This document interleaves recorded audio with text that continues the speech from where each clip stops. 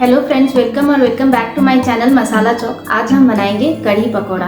वैसे तो आपने बहुत तरीके की कढ़ी खाई होगी, पर आप एक बार मेरे तरीके से कढ़ी पकौड़ा बना के देखिए और खा के देखिए। आपको बहुत ही अलग टेस्ट मिलेगा इसमें और बहुत बेहतरीन सा टेस्ट मिलेगा। तो चलिए फिर बनाने के प्रोसेस की तरफ चलते हैं। कढ़ी पकौड़ा बनाने के लिए ये मैंने लगभग हाफ केजी दही ले लिया है। ये 6 से 7 बड़े चम्मच मैंने बेसन लिया है। ये मैंने 4 प्याज लिया है जिसको मैंने बारीक तरीके से चॉप कर लिया है। ये half table spoon mustard seeds हैं, ब्लैक वाले, जिसको राई भी कहते हैं।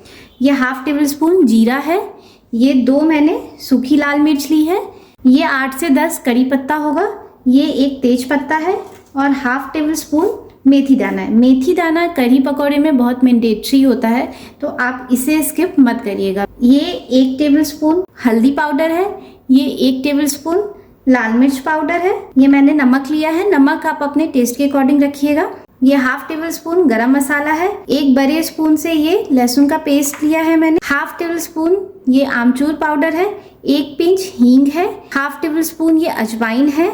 और ये मैंने 3 से 4 तीखी वाली हरी मिर्च ली है। आप अगर बिल्कुल तीखा पसंद नहीं करते तो आप इससे अपने अकॉर्डिंग कम ज़्यादा कर सकते हैं। ये मैंने धनिया पाउडर लिया है। ये लगभग 1 टेबल स्पून होगा। तो चलिए अब नेक्स्ट प्रोसेस की तरफ चलते हैं। नेक्स्ट प्रोसेस पे हम सबसे पहले पकौड़े की तैयारी कर लेते हैं। पकौड़े बनाने के लिए भी आप एक बर्तन ले लें। उसमें हम डालेंगे सबसे पहले बेसन।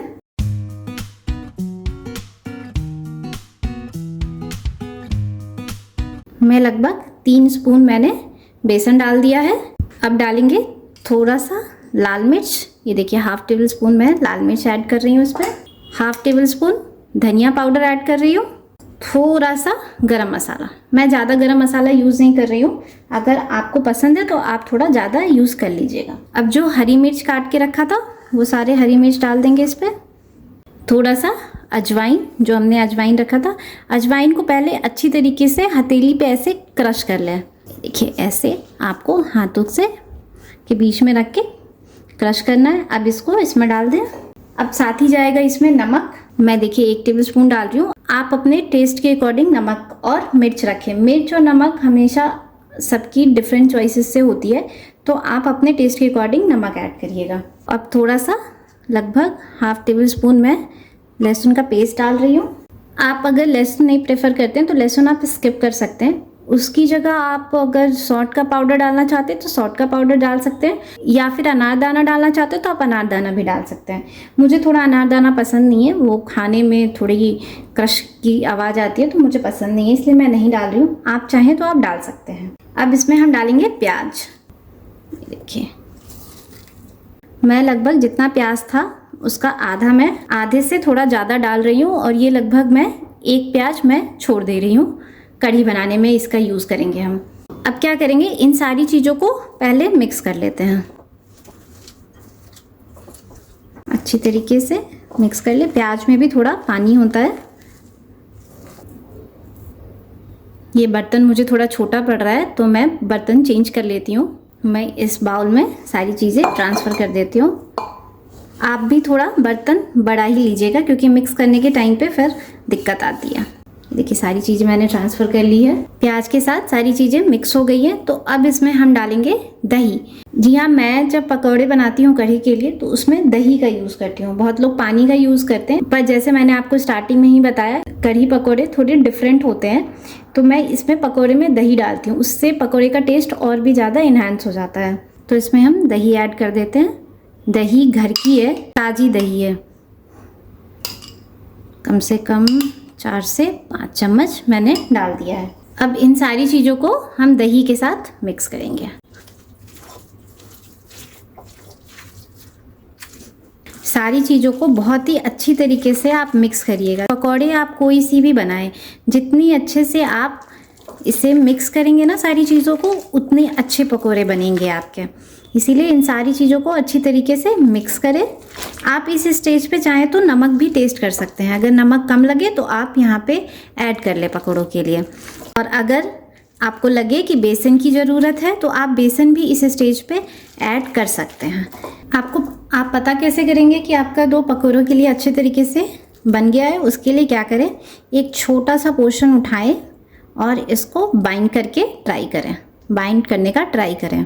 ये देखिए मैं बाइंड करने का मैंने ट्राई किया, ये अच्छी तरीके से बाइंड हो रही हैं। इसका मतलब है कि हमारा पकौड़ों का जो डो है वो अच्छी तरीके से बन गया है।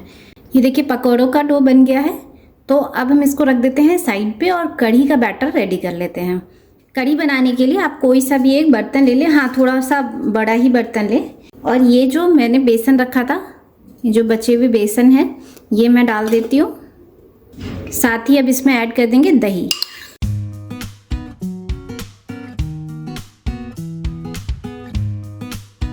अब इन दही और बेसन को साथ में मिक्स करना है और इतने अच्छे से मिक्स करना है कि इसमें लम्स बिल्कुल भी ना रहे।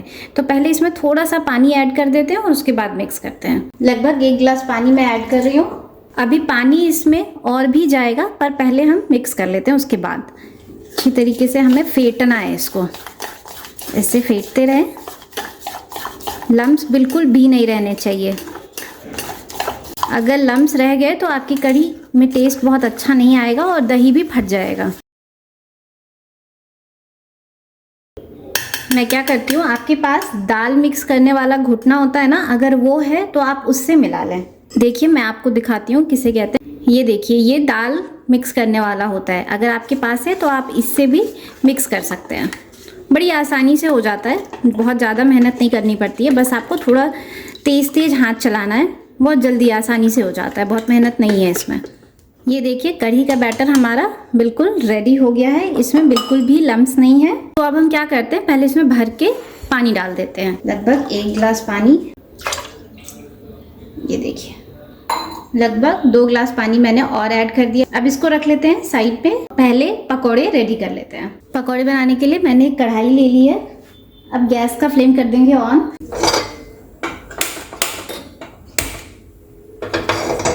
और इसमें डालेंगे हम सरसों का तेल। पकौड़े तलने हैं हमें, तो उसके लिए तेल थोड़ा ज़्यादा ही लगेगा। ये देखिए कढ़ाई ले लिया हमने, तेल भी डाल दिया है। अब तेल को थोड़ा गरम होने देते हैं। तेल हो गया है हमारा गरम, तो फ्लेम को कर देंगे लो मीडियम पे सेट। और इसमें डालेंगे 1 पिंच नमक। ये देखिए 1 पिंच नमक डाल दे रहे हैं। नमक डालने से क्या होगा कि जब हम पकौड़ी बनाएंगे ना, तो हमारी कढ़ाई में बिल्कुल भी चिपकेगी नहीं। अब इसमें हम छोटे छोटे या बड़े बड़े, जो भी साइज़ आप प्रेफर करते हैं पकौड़े के, आप उस साइज़ में बना सकते हैं। तो इसमें हम डाल देंगे, किसी भी साइज़ में आप बना लें। क्योंकि हमारे पकौड़े में सही मात्रा में हमने बेसन भी डाला है और सारी चीज़ें, इसीलिए बाइंड बहुत प्रॉपर हो रहा है।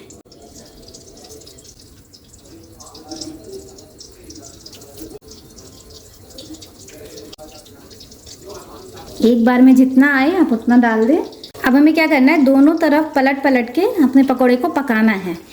तो लगभग आप 1 मिनट या 2 मिनट एक साइड पकाएं, फिर आप लो फ्लेम पे दूसरे साइड पकाएं, तो आपके पकौड़े पक जाएंगे। पर याद रखिए फ्लेम को हाई पे बिल्कुल मत करिएगा, वरना आपके पकौड़े आपको लगेंगे कि पक गए हैं, क्योंकि उसमें थोड़ा कलर आ जाएगा, लेकिन अंदर से पकेंगे नहीं, क्योंकि बेसन पकता नहीं है जल्दी। इसीलिए फ्लेम को हमेशा लो पे ही सेट करके रखें। 1 मिनट हो गया है, तो अब हम अपने पकौड़ों को पलट लेंगे। आप एक और साइन नोटिस कर सकते हैं, जब आपके पकौड़े एक साइड से पकने लगेंगे ना, तो ये देखिए साइड में ना थोड़ा कलर चेंज होने लगेगा और आपको दिखने भी लगेगा कि अब हमें पलटना चाहिए। तो चलिए अब हम एक एक करके अपने पकौड़ों को पलट लेते हैं।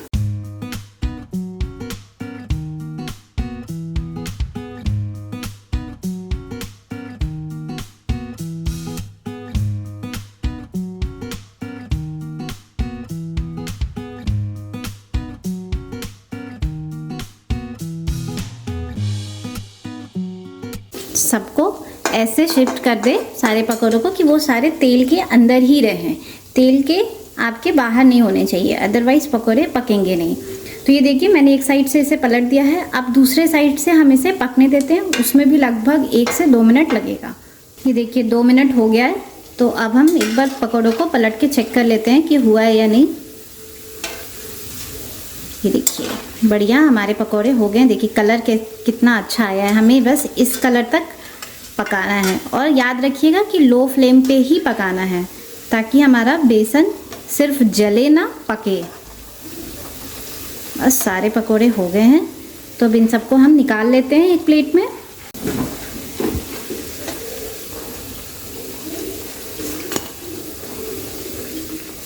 ये देखिए, इस कलर तक हमें पकोड़े को पकाना है। बढ़िया, देखिए कितना अच्छा कलर आया है। बस इसी तरीके से हम और पकोड़े भी अपने निकाल लेंगे। तो चलिए मिलते हैं फिर सारे पकोड़े बनाने के बाद। ये देखिए मैंने सारे पकोड़े बना लिए हैं। तो अब इसे रख देते हैं साइड पे और हम कढ़ी बनाने की तैयारी करते हैं। तो कढ़ी बनाने के लिए मैं सेम कढ़ाई यूज़ करूँगी और सेम तेल यूज़ करूँगी, पर ये तेल बहुत ज़्यादा है तो इसे मैं थोड़ा पहले निकाल लेती हूँ किसी बर्तन में, फिर मैं कढ़ी बनाने के प्रोसेस की तरफ चलती हूँ। ये देखिए तेल मैंने कम कर लिया है। जितना तेल था बचा हुआ उससे समझ लीजिए कि आधा हो गया। तो चलिए अब कढ़ी बनाने के प्रोसेस की तरफ हम चलते हैं। तो सबसे पहले गैस के फ्लेम को कर लेते हैं ऑन।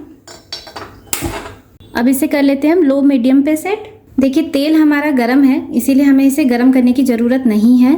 अगर आपने तेल ठंडा करके निकाला है या आप दूसरे बर्तन में बना रहे हैं और आपने फिर तेल डाला है तो आप पहले तेल को गर्म कर लें। मेरी कढ़ाई में तेल गर्म है तो मैं इसमें अब डालूंगी प्याज। जो बचा हुआ प्याज था ना, जो मैंने बचाया था, वो प्याज डाल दे रही हूँ। अब इसको करूँगी फ्राई, थोड़ा सा फ्राई कर लें हल्का हल्का। जब ये पिंक कलर का होने लग जाए तब तक आप इसे फ्राई करें। मैंने कढ़ी बनाने के लिए एक मीडियम साइज़ का प्याज यूज़ किया है, तो आप उसी हिसाब से अपना प्याज की क्वांटिटी रखिएगा। अगर आप साइज़ में थोड़ा बड़ा प्याज ले रहे हैं तो उसको आधा कर लीजिएगा, और अगर मीडियम साइज़ का है तो एक प्याज लीजिएगा। ये देखिए प्याज हमारा फ्राई हो गया है। तो इस स्टेज पे अब हम इसमें डालेंगे तेज पत्ता और करी पत्ता। तो मैंने एक तेज पत्ता लिया है, इसको बीच से ऐसे तोड़ दें और इसमें डाल दें, और साथ ही साथ हम डाल देंगे अपना करी पत्ता। मैंने 2-4 करी पत्ता बचाए हैं, वो आखिरी में हम यूज़ करेंगे। मैं बताऊंगी किस स्टेज पर उसे यूज़ करना है। तो अब इन सबको साथ में मिक्स कर ले। देखिए अगर आपको करी पत्ता मिले तो आप डालिए, अगर आपको ना मिले तो आप स्किप भी कर सकते हैं। कई लोगों को करी पत्ता आसानी से नहीं मिलता है। अगर आप डालेंगे तो इसका फ्लेवर और भी ज़्यादा अच्छा आएगा। अगर नहीं भी डालेंगे तो ऐसा नहीं है कि ख़राब बनेगा, अच्छा ही बनेगा वो भी। तो अगर आपको मिले तो आप उसे यूज़ कर लें। इन सबको अच्छी तरीके से अब हम मिक्स कर लेते हैं। तेज पत्ता और करी पत्ता के साथ प्याज भी अच्छी तरीके से मिक्स कर लिया है हमने। तो अब इसमें हम डालेंगे सरसों और मेथी दाना। पहले मैं मेथी दाना डाल दिया मैंने। अब सरसों डालूंगी। सरसों जितना मैंने लिया था उसका आधा डालूंगी और आधा बचाऊंगी। उसको भी मैं आखिरी में यूज़ करूंगी, मैं बताऊंगी कहाँ उसे यूज़ करना है। अब इन सारी चीज़ों को मिक्स कर ले। अब डाल दे जीरा, जीरा के साथ मिक्स करें। अब थोड़ा लहसुन डाल दे। अब सबको मिक्स करें। अब इसमें मैं थोड़ा आमचूर पाउडर डाल देती हूँ, साथ ही साथ धनिया पाउडर, गरम मसाला, हल्दी और मिर्च पाउडर। अब इन सारी चीज़ों को मिक्स करें एक बार। मिक्स हो गई सारी चीज़ें। अब इसमें डाल देती हूँ मैं नमक। नमक आप अपने टेस्ट के अकॉर्डिंग रखिएगा। सारी चीज़ों को करें मिक्स। मिक्स हो गई है। पहले तो गैस के फ्लेम को कर ले मीडियम पे सेट। हमने करी का बैटर बना के रखा है वो डालेंगे इसमें। आराम से धीरे धीरे डालना है और साथ के साथ एक हाथ से डालें और एक हाथ से इसे चलाते रहें। ये देखिए ऐसे ऐसे धीरे धीरे डालते रहे और चलाते भी रहें।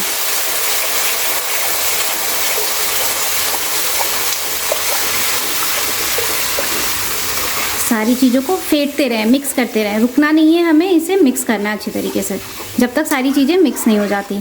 अगर आप ऐसे नहीं मिक्स करेंगे तो आपका दही फट जाएगा। कई लोगों की शिकायत होती है कि जब हम कढ़ी बनाते हैं तो दही हमारा फट जाता है। तो दही इसलिए फट जाता है क्योंकि आप मिलाते नहीं रहते इसे और फ्लेम को हमेशा हाई पे रखते हैं। तो आप अगर मिलाते रहेंगे तो आपका दही नहीं फटेगा। ये देखिए करी के साथ हमने सभी सारी चीज़ों को मिक्स कर लिया है। अब इसमें हम और पानी डालेंगे। ये देखिए जिसमें दही था ना, मैंने उसी में 1 बाउल और पानी लिया है और पानी डाल देंगे। पानी की मात्रा कम नहीं होनी चाहिए कढ़ी में, क्योंकि अभी हमने सिर्फ कढ़ी का बैटर रेडी किया है और वो डाला है। अभी हमें कढ़ी को पकाना है।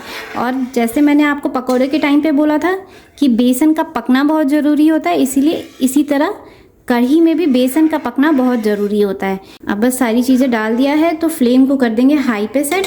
अगर आपको और लगे रिक्वायरमेंट, आपने बेसन ज़्यादा यूज़ किया है तो अगर आपको लगे और रिक्वायरमेंट तो आप इसमें और पानी डालें।